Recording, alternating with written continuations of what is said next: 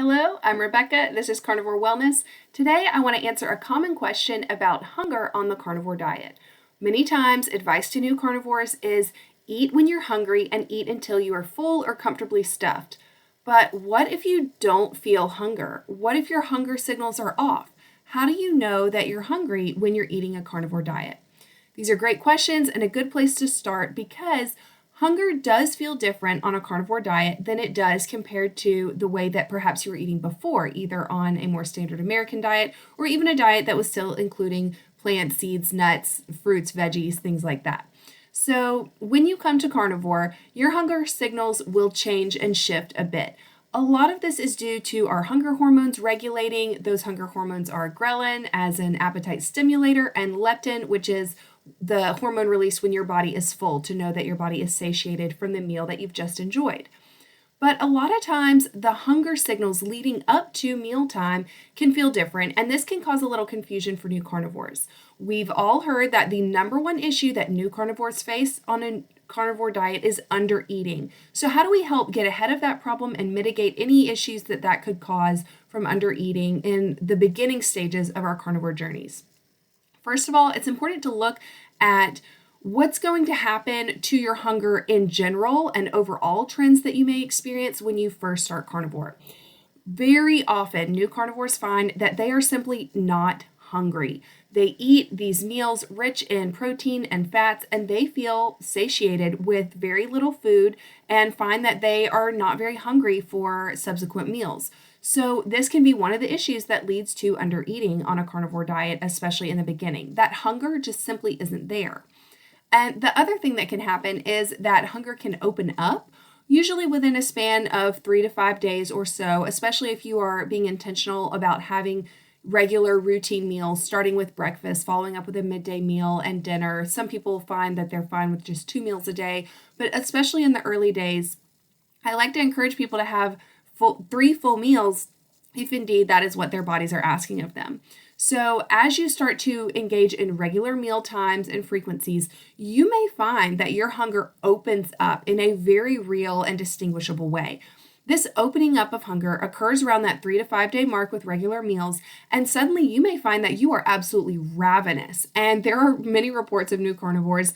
I personally was one of these as well, where I found that as I, allowed my body's hunger cues to guide me in my eating, I wanted to eat a lot of food. Now, many carnivores find that at maintenance, they can eat around 1.5 pounds to 2 pounds of meat a day, and that covers their nutritional needs. However, in the early stages of carnivore, we're often coming from an undernourished way of eating, and the body is desperate for all of these building blocks, minerals, vitamins, essential fatty acids in order to do a lot of the repair that is necessary for our bodies to get to a place of maintenance.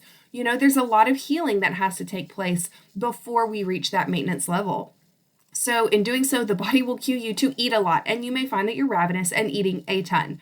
That's also normal. If you find that you're new to the carnivore diet and you are eating a lot, that is a-okay. You are doing the right thing by nourishing your body and giving it everything that it needs in order to work on the healing, as that is the foundational approach for why carnivore is effective. It's a healing first way of eating. And in order for the body to heal, it needs all of the nutrition that we can provide it, and it is seeking as it goes about healing. Now, eating when you're hungry and eating until full. Sometimes that advice about eating until you're full, full feels different for different people. And depending on your relationship with food, you may be used to really over-consuming food and feeling super duper full.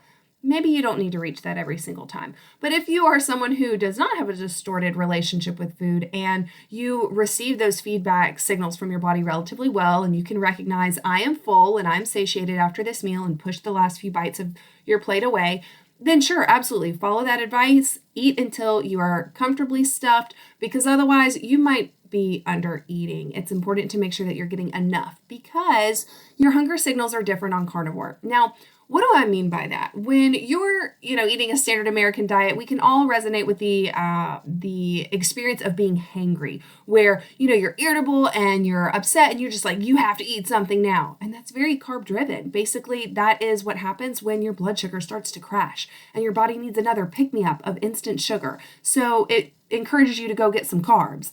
Well, we don't eat carbs very much on the carnivore diet. Sure, there's a few carnivore foods that have some carbs, but by and large, we are not eating a carb heavy diet at all.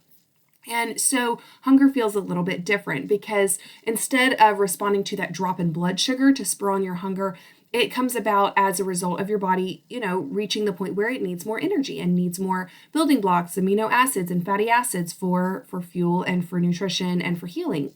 So the first sign of hunger on a carnivore diet, number one, is thoughts of food.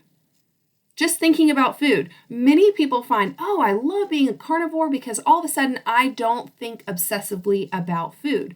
But when those thoughts of food do crop up, that's your first little sign that your body is thinking about and wanting some more incoming nutrition. Now, if you're new to carnivore, you may still be struggling with cravings. If you have cravings, that's a definite sign that your body is hungry. You may not feel the growling in your belly, that rumbling sensation, that empty, hot feeling that you get in your belly like you would on a standard American diet, but you will have thoughts of food and you will have that sense of craving potentially, and that in and of itself is a hunger signal. So that's what I would classify as your first hunger signal. The second one is perhaps a decreased mood.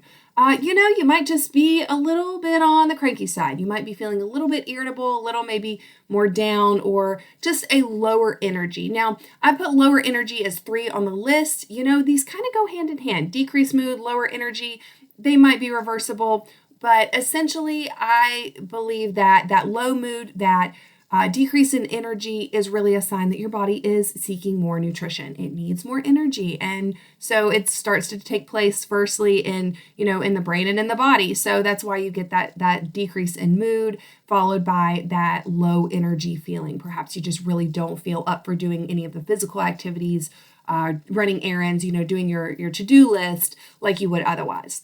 So first, thoughts of foods and cravings. Second, decreased mood.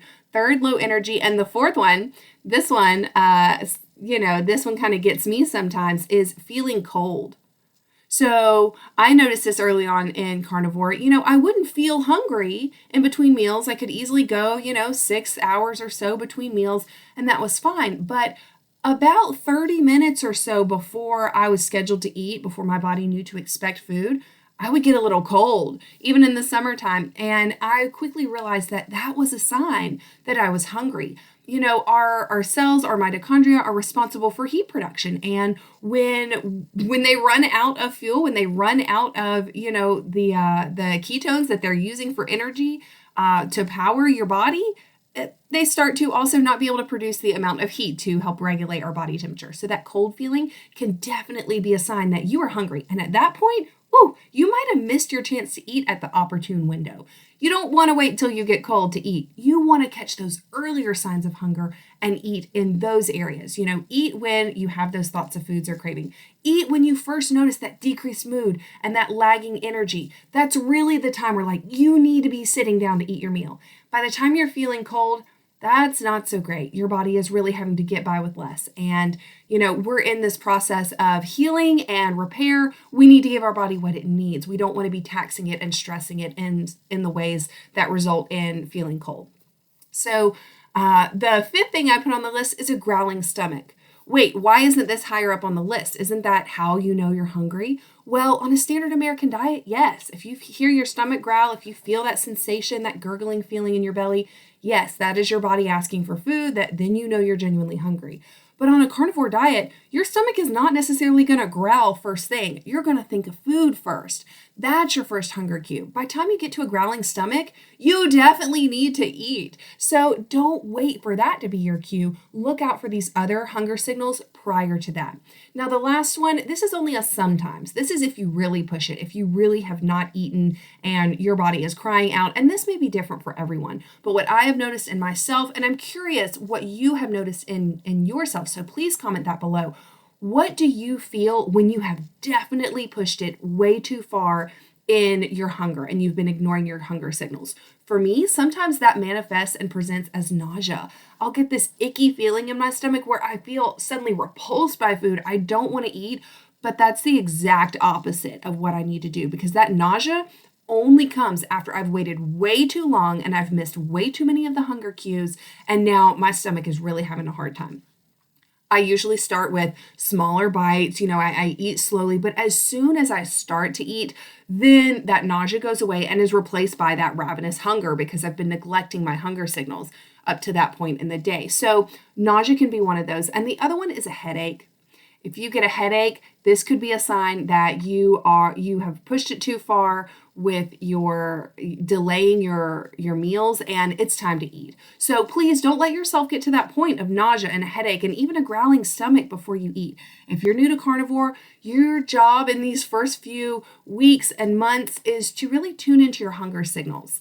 And that's easier said than done, but I hope that this list will help you. So just to recap, thoughts about food or cravings, that's number one on the list. If you feel that, go ahead and start making your meal. Go ahead and start at least thinking about what you're going to make and get to that meal within about an hour at least of having thoughts of food and cravings. Number two, decreased mood. If you feel suddenly not so great, it's time to put some food on your plate. Low energy, those two kind of go hand in hand, but I'd still put that at number three. By the time you're really feeling sluggish and you don't want to do anything, you got to go eat.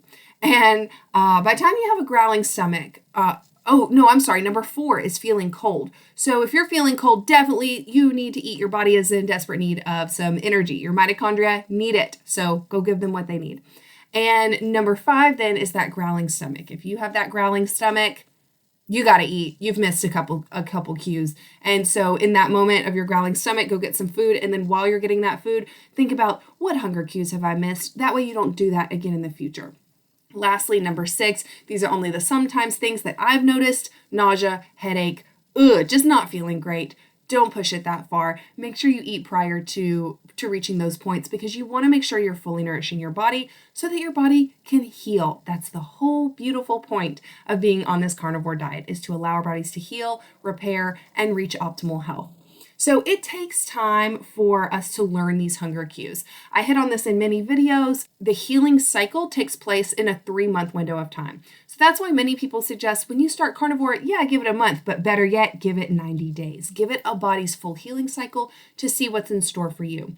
And because these hunger cues are highly regulated by our hormones, we need to bear in mind that we are not just trying to give the body all the nourishment it needs and then hope it's all good to go. We need to give our hormonal cycles time to catch up and be producing these satiety and hunger hormones, leptin and ghrelin, in appropriate amounts to cue hunger appropriately and to signal when we are full. So for a lot of folks, that's a 3-month window of time. Some of us, depending on where our health is prior to coming to carnivore, and also depending on what your relationship with food is like prior to carnivore, it may take more like 6 months or even 9 months. I would say in my own journey, it took about 6 months or so for me to really tune into my hunger and understand when I was hungry and when I wasn't. Although I was improving at that around the 3-month mark, but it really took me a good 6 months to figure that out. And then I had a member in my community the other day. She said it took her closer to 8 months, really. The 8-9 month mark was really when she no longer missed those early hunger cues and was able to understand, okay, I'm hungry, I need to stop, I need to go eat before it reaches those later points. And what happens is if you skip that hunger for so long, then you may reach that point where you don't feel hungry and then you start eating and suddenly you're ravenous. Suddenly that one ribeye is not enough. You got to go make a second one, in which case do so. I do that even still to this day. Some days I just need more food. That's a-okay. But when you are trying to, regulate your hunger and you're trying to support your hormones, it's important to feed your body at regular intervals. Guys, fasting can wait. There's this common idea in the carnivore community that as soon as you get fat adapted, which some people claim happens, in the first couple of weeks, and it does for some people, then you should immediately drop to 2 meals a day or OMAD, 1 meal a day. That works for a lot of people. If you're one of those people, keep doing you. I mean, if you are finding success, if you feel good eating your 2 meals a day or OMAD or doing whatever version of fasting makes you feel great, absolutely, you keep doing that. That's good for you. Don't feel like that's a requirement of being a carnivore. You can eat 3 regular meals a day. You can eat snacks if needed. That's totally fine. You don't have to incorporate the fasting. You don't have to push your hunger, especially in this early phase of your transition. At this point, in the early days of carnivore, we really just want you to nourish your body. Your body wants to be nourished. Your body is desperate for incoming regular nutrition so that it can kickstart and maintain the healing process. Give your body what it wants. Eat the carnivore foods when you're hungry, by tuning into some of those hunger cues that might feel a little different. And then eat until you are reasonably full. And then wait again and listen out for those hunger cues.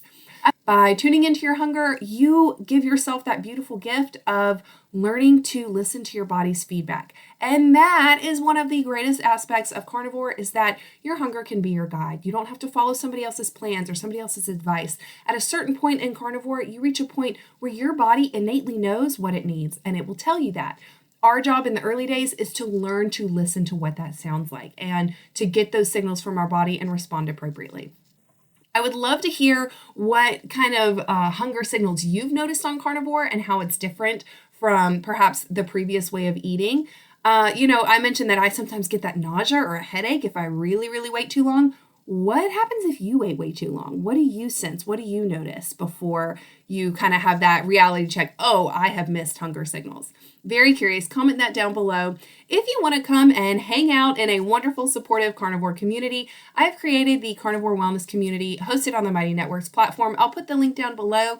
I have lots of free resources, including an entire e-course totally available for free as soon as you sign up, that will walk you through the process of what a carnivore diet is, how to get started, what path to take as you transition, as well as what to expect along the way, along with a lot of other supportive resources, some research articles, meal plans, grocery lists, suggested meals and recipes. All sorts of information is there right at your fingertips. Just join that link below. And if you want to take it a step further and join our monthly commitment membership, you're welcome to do so. With that membership, you have access to live Zoom calls. We meet 3 times a week. And it's a great place essentially for small group coaching to take place, but it serves as a great point for accountability and for all of us as carnivores or meat-based eaters to share our stories and experiences so we can learn from one another and gain that encouragement and that sense of camaraderie around this lifestyle and this way of eating. So I'd love to have you join us there. Again, that link will be down below in the description box. If you've enjoyed this video or found it helpful in some ways, I would love it if you would like and subscribe. I'll share this with others if you think they might find it beneficial as well. Thank you so much for this time that you've spent with me today, and I will see you in the next video.